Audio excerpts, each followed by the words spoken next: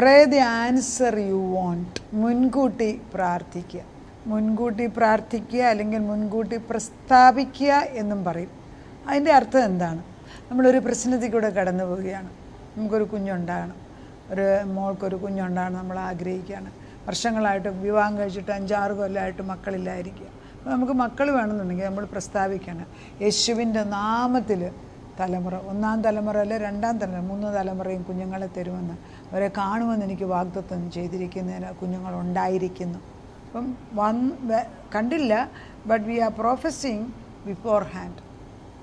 പക്ഷേ 59:21 പറയുന്നു, ഞാൻ നിൻ്റെ വായിൽ തന്നിരിക്കുന്ന എൻ്റെ വചനം, നിൻ്റെ ഉള്ളിലുള്ള എൻ്റെ ആത്മാ, നിൻ്റെ വായിൽ നിന്ന് 1-ാം തലമുറ, നിൻ്റെ സന്തതിയുടെ വായിൽ നിന്ന് 2-ാം തലമുറ, നിൻ്റെ സന്തതിയുടെ വായിൽ നിന്ന്, അപ്പോൾ 3-ാം തലമുറ. അപ്പോൾ 3 തലമുറ വരെ നീ കാണും എന്നുള്ളത് ക്ലിയർ അല്ലേ?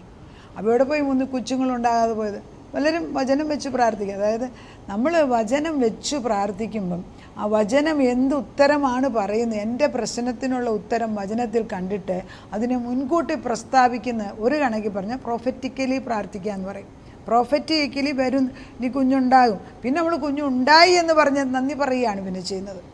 ഇതൊക്കെ ആത്മാവാണ് ചെയ്യുന്നത്. അപ്പം കർത്താവ് നമുക്ക് ഈ പരിശുദ്ധാത്മാവിനെ ഊതി അയച്ചെന്ന് നമ്മൾ യോഹന്നാൻ്റെ സുവിശേഷം 20-ാം അധ്യായത്തിൽ നമ്മളെ പഠിപ്പിച്ചു. കർത്താവ് പരിശുദ്ധാത്മാവിനെ ഊതി അയപ്പിക്കുമ്പോൾ നമ്മൾ ആ പരിശുദ്ധാത്മാവിനെ സ്വീകരിച്ചവരാണ്. കർത്താവ് ഊതുമ്പം ഇങ്ങനെ ഊതുമ്പോൾ ആത്മാവിയുടെ പാട്ട് നമ്മുടെ മേലേക്ക് വരികയാണ്. അപ്പം ഉൽപ്പത്തിയിൽ ദൈവം പറയുന്നുണ്ട്, ദൈവം ആദത്തിൻ്റെ മൂക്കിൽ ദൈവശ്വാസം ഊതിക്കൊടുത്തു, അപ്പം ജീവനുള്ള ദേഹിയായി മാറി. അപ്പോൾ ഈ ശ്വാസം വന്നപ്പം ഒരു ജീവനുള്ള ദേഹിയായെങ്കിൽ 2-ാം ആദമാവുന്ന ക്രിസ്തു വന്നിട്ട് നമ്മുടെ മേൽ ശ്വാസം ഊതിയപ്പം നമ്മൾ വീണ്ടും ഒരു ജീവനുള്ള ആത്മാവുള്ളവരായി മാറി. അപ്പോൾ നമുക്ക് വേറൊരു ചൈതന്യമാണ്. ഇതൊക്കെ സയൻറ്റിഫിക്കലി പ്രൂവ് ചെയ്യാൻ പാടാം, പക്ഷേ ആത്മാവുള്ളവർക്ക് ഇത് തിരിച്ചറിയാം. വിവേചനാത്മാവും പരിശുദ്ധാത്മാവിൻ്റെ സാന്നിധ്യമുള്ളവർക്ക് മറ്റുള്ളവർ കാണാത്ത പല സത്യങ്ങളും വെളിപ്പെടുത്തി കൊടുക്കും. അത് മറ്റുള്ളവരുടെ മുമ്പിൽ ഗമകാണിക്കാനല്ല, to know, to stand with the Lord. പിന്നെ നമ്മൾ അത്രയും അടുപ്പം ദൈവത്തിനോട് ഉണ്ടെങ്കിൽ നമ്മളൊരു കാര്യം ദൈവത്തോട് വന്നാൽ ദൈവം അത് വളരെ സീരിയസ് ആയിട്ട് എടുക്കും. പലപ്പോഴും അങ്ങനെയുള്ളവർ അവരോട് സംസാരിക്കുന്നത് സൂക്ഷിച്ചു വേണം അങ്ങനെയുള്ളവരോട് സംസാരിക്കാൻ. വളരെ ശ്രദ്ധയോടുകൂടി നമ്മൾ ദൈവത്തിൻ്റെ സന്നിധിയിൽ വന്ന് പ്രാർത്ഥിക്കുമ്പോൾ അങ്ങനെയുള്ളവരെ വേദനിപ്പിച്ചു പോയെങ്കിൽ ചിലപ്പോൾ അത് തലമുറയ്ക്ക് പോലും ശാപം വരും. അങ്ങനെ എത്രയോ തലമുറകൾ ശാപത്തിൽ, മുൻ തലമുറകളിലെയും നല്ല സൗകര്യമുള്ളവർ, അവരുടെ മക്കൾക്കൊക്കെ അഹങ്കാരം വരും. അപ്പോൾ അവർ പോയി വേണ്ടാത്തിടത്തൊക്കെ പോയി ഇടപെട്ട് എത്രയോ തലമുറകൾ ശാപം ഇങ്ങനെ വരുന്നേ കാണാം. കാരണം അവർക്ക് ദൈവമില്ല. ഒന്നാം അത് ബ്രേക്ക് ചെയ്ത് പ്രാർത്ഥിക്കാൻ അറിഞ്ഞൂടാ. ഈ പഴയ തറവാടുകളെല്ലാം നിന്ന് പോയതിൻ്റെ റീസൺ ഈ പണവും സൗകര്യവും ദൈവം കൊടുക്കുമ്പോൾ, പ്രതാപം കൊടുക്കുമ്പോൾ പിന്നെ അഹങ്കാരം കടന്നു വരിക. ഏറ്റവും സഹിക്കാൻ വയ്യാതെ പ്രൈഡ് എന്ന് പറയുന്നത് ദൈവത്തിന് സഹിക്കാൻ വയ്യാതെ. ഈ ലൂസിഫറിൻ്റെ ഏറ്റവും വലിയ പ്രോബ്ലം അതായിരുന്നു, പ്രൈഡ്. എല്ലാം കൊടുത്ത് സൃഷ്ടിച്ചതാണ്. മ്യൂസിക്കിനുള്ള സകല ഇൻസ്ട്രുമെൻസും അവൻ്റെ ദേഹത്ത് തന്നെ ഉണ്ടായിരുന്നു. പക്ഷെ അവന് ദൈവത്തെ പോലെയാണ്, ദൈവമാണെന്ന് ചിന്തിച്ചു. ഉടനെ ചിന്തിച്ചതേ ഉള്ളൂ, പറയുന്നതിന് മുമ്പേ വെട്ടേറ്റ് താഴും. അതുകൊണ്ടാണ് ഈ ഭൂമി നാശമായത്. അപ്പോൾ ഈ പരിശുദ്ധാത്മാവ് ഊതുമ്പം വ്യക്തിപരമായിട്ട് ഞാൻ പറയുകയാണ്, എനിക്ക് പരിശുദ്ധാത്മാവ് ലഭിച്ചു എന്ന് പറഞ്ഞാൽ പരിശുദ്ധാത്മാവായി. നമ്മളത് സ്വീകരിക്കാനുള്ള വിനയം വിട്ട് പറഞ്ഞാൽ മതി, കർത്താവ് എന്നിൽ പരിശുദ്ധാത്മാവുണ്ട്. അപ്പോൾ ആചാരങ്ങളുടെ കുടുക്കിനകത്ത് കിടക്കാതെ പരിശുദ്ധാത്മാവിൽ നിറഞ്ഞിട്ട് പരിശുദ്ധാത്മാവിനെ വ്യക്തിപരമായിട്ട് സ്വീകരിക്കുമ്പോൾ നമുക്ക് ദൈവത്തിൻ്റെ ആത്മാവ് പറയാൻ നോക്കും, ശക്തനായവൻ എനിക്ക് വൻകാര്യങ്ങൾ ചെയ്തിരിക്കുന്നു. കാരണം എൻ്റെ ബലഹീനതയിൽ അവൻ ബലവാനാണെന്ന് എനിക്ക് മനസ്സിലായി. എൻ്റെ ആത്മാവ് ഈ ദൈവം ആരെന്ന് തന്നെ പഠിപ്പിച്ചു കഴിഞ്ഞു. അപ്പം പിന്നെ നമ്മൾ ചെന്ന് അവൻ്റെ മുമ്പിൽ ചെന്ന് പറഞ്ഞ് നമ്മൾ ചെല്ലുന്നതിന് മുമ്പേ കർത്താവിന് അറിയാം. പക്ഷേ ഈ വെയിറ്റ്സ് ഫോർ അസ്, നമ്മൾ ചെന്ന് പറയുന്നുണ്ടേ നമ്മുടെ കാര്യം അവൻ തീക്ഷ്ണമായിട്ട് എടുക്കുന്ന ഒരു ദൈവം. അപ്പം പലപ്പോഴും ഉപവാസം എടുക്കുന്നുണ്ട്. ഈ സങ്കീർത്തനം 20-ാം വാക്യമാണ് കഴിഞ്ഞ ദിവസം ഇങ്ങനെ എടുക്കാൻ പറഞ്ഞു. അപ്പോൾ 20-നകത്ത് ചില ഭാഗങ്ങൾ ഞാൻ എടുക്കുകയാണ്. യഹോവ കഷ്ടകാലത്തിൽ നിനക്ക് ഉത്തരം അരുളുമാറാകട്ടെ, യാക്കോബിൻ ദൈവത്തിൻ്റെ നാമം നിന്നെ ഉയർത്തുമാറാകട്ടെ. അപ്പം ദൈവം ഉയർത്താൻ ആഗ്രഹിക്കുമ്പം നമ്മുടെ കഷ്ടകാലത്തിൽ ദൈവത്തിൻ്റെ അടുക്കൽ ചെന്ന് പ്രാർത്ഥിച്ചാൽ നമുക്കവൻ ഉത്തരം അരുളും. നമ്മൾ ദൈവത്തിൻ്റെ നാമം ഉയർത്തുമ്പോൾ ദൈവം നമ്മളെ മാനിക്കാൻ പോവുകയാണ്.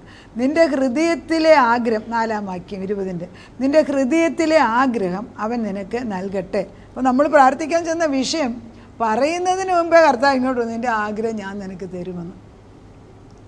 അപ്പോൾ പിന്നത്തെ ചിന്ത എന്തോ, പിന്നെ പുസ്തകം അടച്ച് വെച്ചു പറയും, എൻ്റെ ഹൃദയത്തിലെ ആഗ്രഹം എനിക്ക് അപ്പച്ചൻ തന്നു കഴിഞ്ഞു, ഞാൻ വിശ്വസിക്കുന്നു, ഞാനത് പ്രാപിച്ചെടുക്കുന്നു. ആ ഒരു ഓപ്പൺനെസ് ഓഫ് ദ ഹാർട്ട്. അതാണ് ശിശുക്കളുടെ ഹൃദയം. ദൈവം പറഞ്ഞ് ഒരു കാര്യം പറഞ്ഞാൽ അതങ്ങ് പൂർണ്ണമായിട്ടും വിശ്വസിക്കും. അപ്പൻ പറയാണ് വൈകിട്ട് വരുമ്പോൾ ഞാൻ നിന്നെ പാർക്കിൽ കൊണ്ടുപോകാമെന്ന് പറഞ്ഞാൽ കുഞ്ഞ് കണ്ണടച്ച് വിശ്വസിക്കും. പിന്നെ 4 മണിക്ക് നോക്കിയിരിക്കുകയാണ് എപ്പോഴാണ് വന്നു. ഇപ്പോഴത്തെ കാലത്ത് ആർക്കും നേരെയില്ല അപ്പനമ്മമാർക്കും. പക്ഷേ ഒരു വാക്ക് പറഞ്ഞാൽ അത് ചെയ്യാനുള്ള, അത് ചെയ്തെടുക്കാനുള്ള കൃപയുണ്ടാണ്. യേശു ചെയ്യുമെന്ന് പറഞ്ഞ് ചെയ്തിരിക്കും. അതിനകത്ത് സംശയിക്കല്ലേ. ഈ ക്രിസ്തുവാകുന്ന ദൈവത്തെ, ക്രിസ്തുവാകുന്ന ദൈവത്തെ വ്യക്തിപരമായിട്ട് ഞാൻ അറിയുമ്പോഴാണ് എനിക്ക് മാറ്റം വരുന്നത്. മറ്റുള്ളവർക്ക് നന്മ കിട്ടുകൊണ്ട് എനിക്കെന്ത് വേണം? I have to know myself. അതുകൊണ്ടാണ് കർത്താവ് പിന്നെ വാക്യം, ഞങ്ങളുടെ ദൈവത്തിൻ്റെ നാമത്തിൽ ഞങ്ങൾ കൊടി ഉയർത്തി. എപ്പോഴാണ്? ജയിച്ചു കഴിഞ്ഞിട്ടല്ല, ജയിക്കുന്നതിന് മുമ്പേ കൊടി ഉയർത്താം നമുക്ക്. കാരണം അവൻ തോറ്റിട്ടില്ല. വേദപുസ്തകത്തിൽ യേശു ഒരിക്കലും തോറ്റിട്ടില്ല. അവൻ കന്ന കാര്യം ചെയ്തു, ക്രൂശിൽ കിടന്ന് മരണത്തിൻ്റെ സമയത്ത് അവസാനം പറഞ്ഞു ഇറ്റ് ഈസ് ഫിനിഷ്ഡ് എന്ന് പറഞ്ഞിട്ടാണ് ആത്മാവിനെ പിതാവിനെ ഏൽപ്പിച്ചു കൊടുക്കുക ചെയ്ത്. ദൈവത്തിൻ്റെ ആത്മാവിനൊന്നും പിശാചിനൊന്നും തൊടാൻ, മനുഷ്യനും തൊടാനൊന്നും അവകാശമില്ലെന്ന് അതാ പറയുന്നുണ്ടല്ലോ. ഈ ദേഹിയെ, ശരീരത്തിനെ ഉപദ്രവിക്കുന്നതിന് നീ എന്തിനാ പേടിക്കുന്നത്? അതെന്താണേലും ഒരു കാലത്ത് പോകും. പക്ഷെ നിൻ്റെ ആത്മാവിന്, നിൻ്റെ ദേഹീതലത്തിനെ തൊടാതെ സൂക്ഷിക്കണം, അതിനെ വേലിയിട്ട് സൂക്ഷിക്കണം. ഇതൊക്കെ ആരാ പഠിപ്പിക്കുന്നതെന്ന് ചോദിച്ചാൽ, ഇതൊക്കെ ഈ ദേഹം, ദേഹി, ആത്മാവ്, ഈ 3 ഘട്ടമൊക്കെ വളരെ ലേറ്റായിട്ടാണ് ഞാനൊക്കെ പഠിച്ചത് പോലും.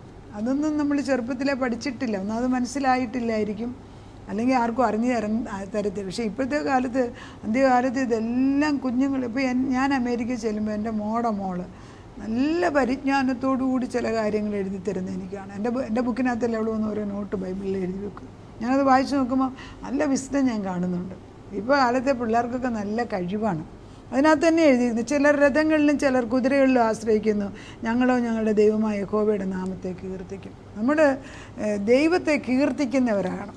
യഹോവയെ രാജാവിനെ രക്ഷിക്കണമേ ഞങ്ങൾ അപേക്ഷിക്കുമ്പോൾ ഉത്തരം. ഇതാണ് 20-ാം സങ്കീർത്തനം. അപ്പോൾ ഇന്ന് ദൈവത്തിൻ്റെ പരിശുദ്ധാത്മാ നമ്മൾ അവൻ്റെ മുമ്പിൽ വന്ന് മുൻകൂട്ടി പ്രാർത്ഥിക്കുക എന്ന് പറയുമ്പം കർത്താവ് ചില വാഗ്ദത്തങ്ങൾ തന്നത് നമ്മൾ എടുക്കുകയാണ്.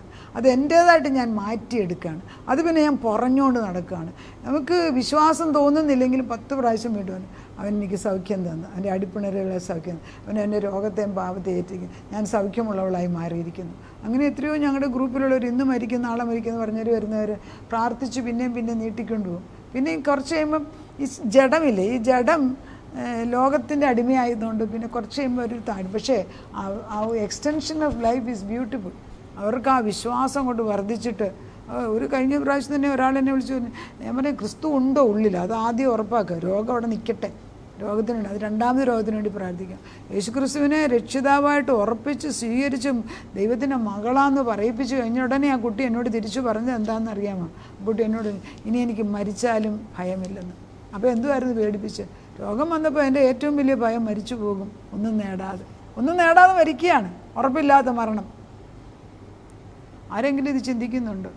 എനിവേ പുറകോട്ട് വരും. യെശയ്യാ 59:19 ഒരു വാക്യമുണ്ട്. 59 ഈ 19, 59 ഓരോ വാക്യങ്ങളും പരിശുദ്ധാത്മാ പറയുന്നത് വളരെ വളരെ പ്രധാനപ്പെട്ടതാണ്. 59:19 വാക്യം ഇങ്ങനെയാണ് വായിക്കുന്നത്: കെട്ടി നിന്നതും യഹോവയുടെ ശ്വാസം തള്ളിപ്പായിക്കുന്നതുമായ ഒരു നദി പോലെ അവൻ വരും. കണ്ടോ എങ്ങനെ വരും എന്നാണ് പറഞ്ഞത്? ഒരു സുനാമി പോലെ ദൈവം വരുമെന്ന്. നമുക്ക് പ്രശ്നമുണ്ട്, നമുക്ക് വിഷമങ്ങൾ വരും, പക്ഷേ he will come like a floodgate. ഈ ഡാമിൻ്റെയൊക്കെ ഗേറ്റ് അങ്ങോട്ട് തുറക്കുമ്പോഴത്തേക്ക് കണ്ടിട്ടുണ്ട്, ഡാം നമ്മൾ ഈ ചിറയുണ്ടാക്കി വെച്ചിട്ടുണ്ട്, അതങ്ങോട്ട് നമ്മൾ തുറക്കുമ്പോഴത്തേക്ക് പുറകെ നിൽക്കുന്ന വെള്ളം എല്ലാം കൂടെ തള്ളി അങ്ങോട്ട് ഇത് മുഴുവൻ ബ്രേക്ക് ചെയ്യുന്ന പോലെ വരും. അതുപോലെയാണ് ദൈവത്തിൻ്റെ ആത്മാവ് പ്രവർത്തിക്കുമ്പം തുടങ്ങുന്നത്. നമ്മൾ ഉറച്ചു നിൽക്കുക എന്നുള്ളതാണ് ഇതുകൊണ്ട് പഠിപ്പിക്കുന്നത്. ഉറച്ചു നിൽക്കണം. ഉറച്ചു നിൽക്കാൻ വേണ്ടി ഉറച്ചു നിൽക്കുന്ന കുറേ വചനങ്ങൾ പിന്നെയും പറഞ്ഞ് നമ്മളെ ഉറപ്പിക്കണം. കാരണം ജഡശക്തിയോടാണ് നമ്മൾ യുദ്ധം ചെയ്യുന്നത്, അത് ദുഷ്ടാത്മാ സേനകളോടാണ് യുദ്ധം ചെയ്യുന്നത്, അതിന് വചനമാണ്. പിന്നെ എന്നാൽ 59:19 കഴിഞ്ഞിട്ടാണ് 59:21 3 തലമുറ വരെ ഞാൻ നിങ്ങളെ അനുഗ്രഹിക്കുമെന്നും നമുക്ക് നമ്മുടെ ആ പരിശുദ്ധാത്മാവിനെ തരുമെന്നുള്ള വാഗ്ദത്തം. അപ്പം ഓരോ വാഗ്ദത്തങ്ങളും മുൻകൂട്ടി കണ്ടിട്ട് എൻ്റെ ഈ പ്രയാസ സമയത്തിൽ സുനാമി പോലെ എൻ്റെ കർത്താവ് എഴുന്നള്ളി വരുന്നത് ഞാൻ കാണുന്നു.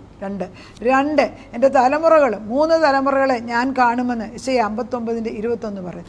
അതിനാൽ ഞാൻ മുൻകൂട്ടി പ്രസ്താവിക്കുകയാണ്, ഞാൻ എൻ്റെ കണ്ണുകൊണ്ട് 3-ാം തലമുറയെ കാണും. C that's how it brings. മുൻകൂട്ടി മുൻകൂട്ടി പ്രാർത്ഥിക്കുക. വരാൻ പോകുന്നതിന് എൻ്റെ മക്കൾ കല്യാണം കഴിച്ചു, 29 വയസ്സായിട്ട് കല്യാണം കഴിക്കുക, 30 വയസ്സിന് മുമ്പ് കുഞ്ഞ് കല്യാണം കഴിച്ചിരിക്കും. നമ്മൾ മുൻകൂട്ടി വിളിച്ചു പറയാം, പരിശുദ്ധാത്മാവിൻ്റെ നിറവ് വിളിച്ചു പറയാം, വീണ്ടും വീണ്ടും പ്രാർത്ഥിച്ചുകൊണ്ടിരിക്കുക. ചിലപ്പോൾ അല്പം താമസിച്ചാലും, അത് താമസിക്കുന്നത് ദൈവത്തിൻ്റെ കുഴപ്പമല്ല, ഇവിടെ എന്തെങ്കിലും കുഴപ്പമുണ്ടായിട്ട് താമസിച്ചാലും അത് നടന്നിരിക്കും. ഭർത്താവിൻ്റെ അസാധ്യം. അടുത്ത ഞാൻ ഓർക്കുന്നുണ്ട്, ഒരു മകൾ, അവർ അമേരിക്കയിൽ ജോലി ചെയ്യാണ്. പോകുന്നിടത്തും എല്ലാം അമ്മയപ്പനും, അമ്മയാണെങ്കിൽ അങ്ങേയറ്റം കരച്ചിലോട് കരച്ചില്ല. ലാസ്റ്റിൽ പെട്ടെന്നൊരു കല്യാണം വന്നു, കല്യാണം നടത്തി. 1 മാസത്തിനകം കല്യാണം നടത്തി കൊടുത്തു. അത് 40-ൽ കൂടുതൽ വയസ്സുള്ള കുഞ്ഞുങ്ങളുടെ കാര്യമായി പറയുന്നത്.